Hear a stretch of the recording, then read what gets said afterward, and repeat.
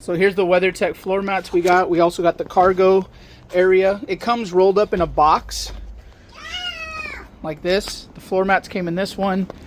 The cargo box came in the skinny one. So it was rolled up, but it needs to be, you could probably set it out in the sun and it'll level out, or even just being in the warm car. Right now it's pretty cold. So here's the second row floor mat. As you can see, it doesn't quite fit. And it looks like they provide you a notch here.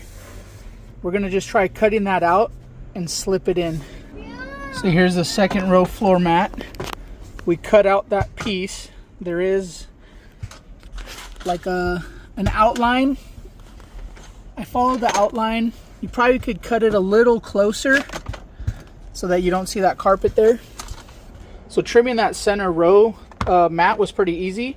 All I did was use some scissors. You could use scissors, or you could probably use like a, utility knife if you want.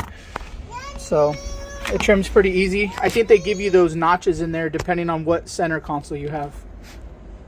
One of the main reasons why I went with black is because it matches the door panels here. And then see how the carpet's kind of buckling out? It's nice how this floor mat hides that. Here's the fronts. These fit real good. Again, this carpet is pulled back and kind of worn out.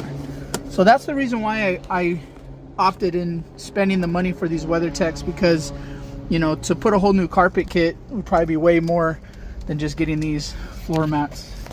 Hey, don't break that. Here's the driver's side. Fit real nice.